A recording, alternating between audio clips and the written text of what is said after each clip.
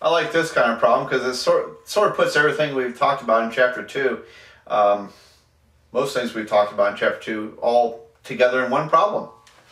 All right, so here it goes. Find the equation of the circle for which the points 4, -3 and -7, 5 form the endpoints of a diameter. Well, I want to draw the sketch of this problem first of all. So let's see, we have -7, 5 is up about here, and 4, -3 is down about there. 4, -3. Now I'm just guesstimating here. It doesn't necessarily go through the origin, but those form the endpoints of a diameter. Well, a diameter cuts through, right through the center of a circle. And in fact, where is the center of the circle? Would it be at the midpoint of the diameter points? So there we go. There's your midpoint comes into play here. And what is the midpoint of these points? All right, so let me write that as a center, because the center and midpoint of those 2 points means the same thing here. So the center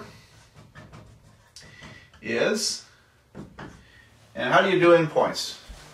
Remember, if you remember that the middle of 2 numbers is the average, then it's not a stretch to remember that the midpoint of a segment is the average of the coordinates. See, so average always gets you the middle of 2 numbers. Make that connection, and then you don't have to remember formulas or look up things or think that hard. All right, so the center is, and to get them, I need to, add my x's together and divide by 2. So I have 4 plus -7, all divided by 2.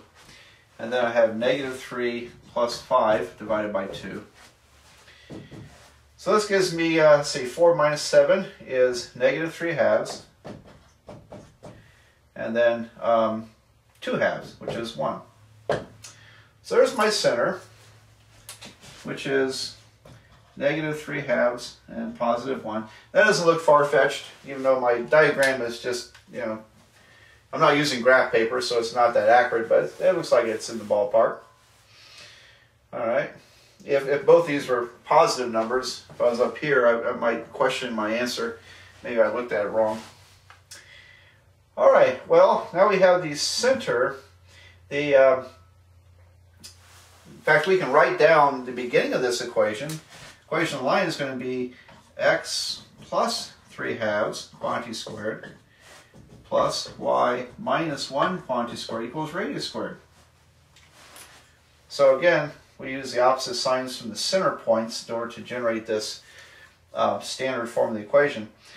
So here is the equation of the circle, except I still have to calculate the radius. Now we can calculate the radius by finding the distance between the center and the edge, couldn't we? And if I did that, that would give me fractions, wouldn't it? Okay, in my calculation. Or I could calculate the diameter and then just take half of it, and that would be the radius. And or we could take either of these points and just plug it in and calculate r squared that way. So I can think about 3 ways to do it. We can calculate the radius directly as a distance. We can calculate the diameter, which uses integers, and take half of that. Or we could just plug a number into the equation. So I don't know what your pleasure is. I would probably just plug one of those numbers into the equation and be done with it.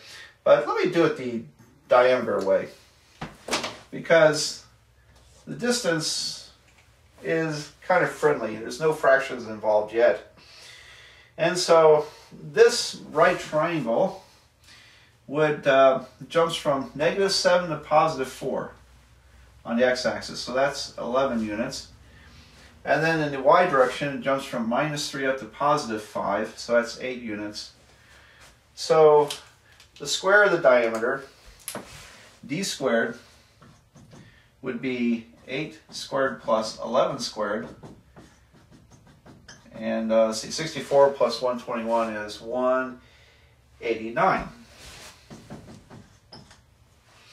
All right, so the diameter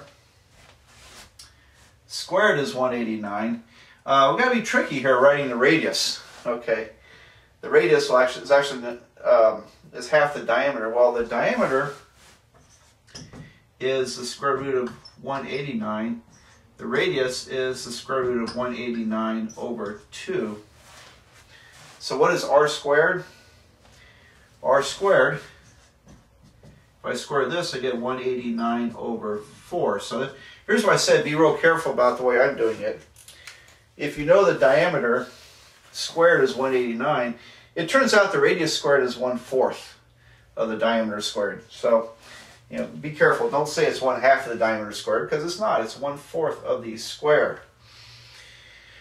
All right, so I think we have enough information to write the answer. Unfortunately, I don't have enough room, so I need to do some erasing. And but I have all the information I need here to write the answer. So I'll just write it in here. The center. Oh no, the equation. The equation is what we're writing of the circle.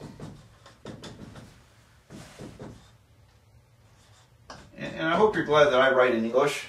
You know, if I communicated like some of my past students, you wouldn't be able to understand a lot of things I do. So, you know, communication is important, folks. Not just for people like me. It's also important for you.